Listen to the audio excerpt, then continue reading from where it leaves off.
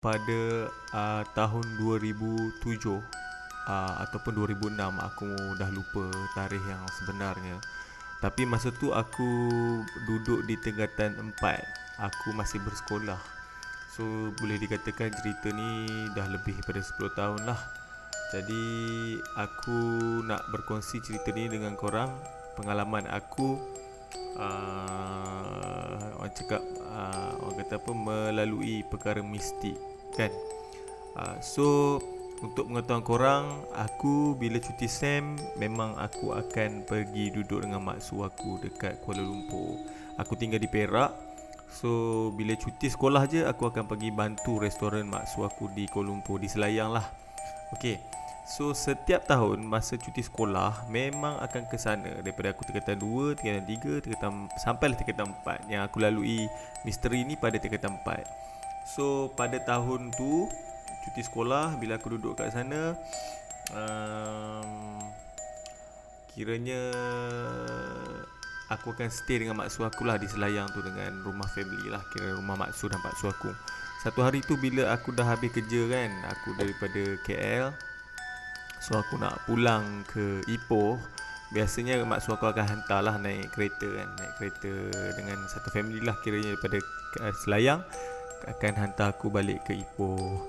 So cerita seramnya berlaku di sini.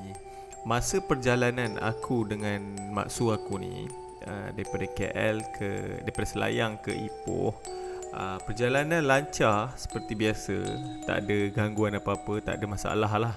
Dan aku tak pernah lalui masalah macam ni lah yang aku nak ceritakan ni. So aku daripada, orang kata apa, daripada selatan ke utara ni, kita akan melalui Gua Tempurung. So Gua Tempurung ni selalunya kalau kebiasaan aku guna jalan ni tak ada masalah. Tapi jadi masalahnya pada malam tu dalam sekitar 11 malam. Okey, maksu aku ni kan orang Kuala Lumpur. So dia ni, orang cakap apa, tak tahu sangat lah jalan-jalan dekat Ipoh ni. So expectation aku, walaupun aku dalam kereta tu juga, tapi masa tu aku tengah tidur. So aku punya expectation ialah maksu aku akan gerakkan aku daripada tidur, sebab dia nak tanya jalan dekat Ipoh tu. Bila keluar exit Simpang Pulai tu kan, dia akan tanya, mestilah dia nak tanya aku kan, jalan nak ke Ipoh tu ikut jalan mana kan. So masa aku tengah duduk dekat dalam kereta tu, aku tengah mamai nak tidur. Tak boleh tidur pun, masa tu jam baru pukul 11-12 macam tu. 12 lah tak salah aku, nak dekat 12.30 macam tu kan. So aku tengah duduk mamai ni, aku terfikir juga kan, bila lah maksud aku nak gerak aku ni, nak tanya aku jalan nak pergi ke Ipoh ni. So tengah-tengah aku fikir, tiba-tiba maksud aku gerakkan aku kan. So dalam hati aku mungkin, maksud aku nak panggil aku dah ni lah, nak panggil aku bangun daripada tidur lah kiranya, nak tanya jalan lah tu. Tapi kali ni maksud aku panggil aku dengan nada menggigil tau. Maksud aku duduk di bahagian penumpang lah, dekat pemandu tu dia duduk bahagian penumpang, pakcik aku yang bawa kereta.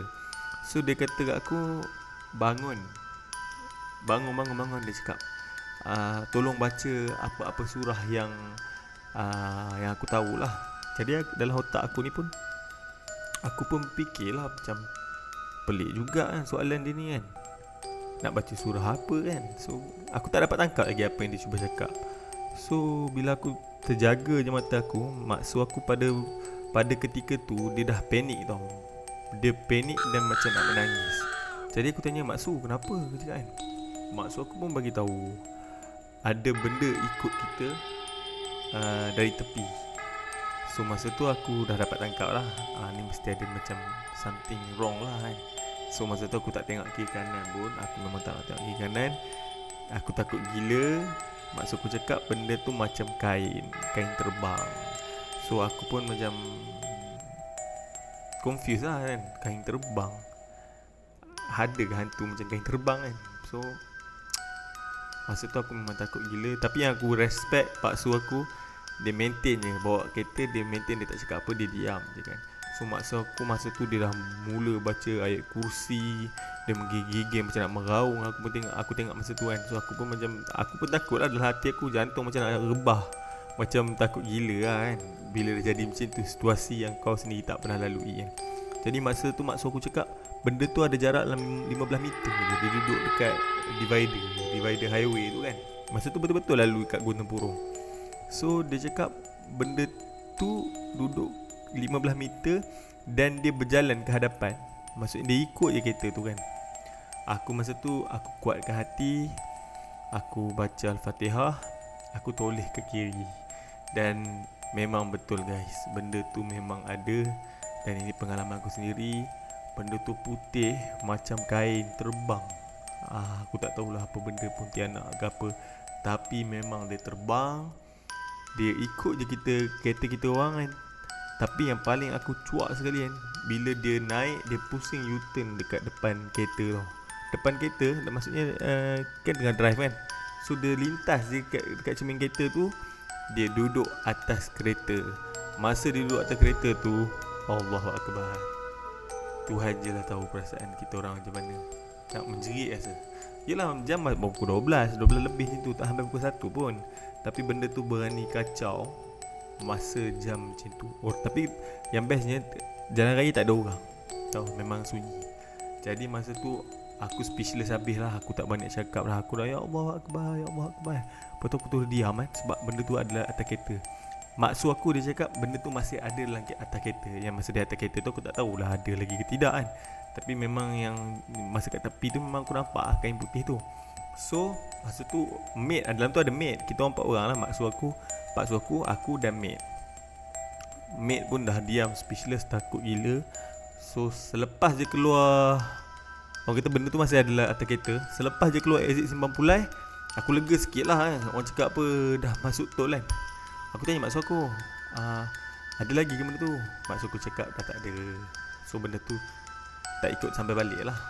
So bila jadi macam ni kan, ini pengalaman aku yang paling scary aku pernah lalui. So sampai je Ipoh, mak aku ada lah dekat Ipoh kan. Mak aku jemput lah macam biasa kan. Tapi semua diam, tak cakap apa. Aku tak cakap apa, mak aku tak cakap, mak su aku pun tak cakap apa. So mak aku tanya kenapa diam. So kita pun tak buka lah cerita.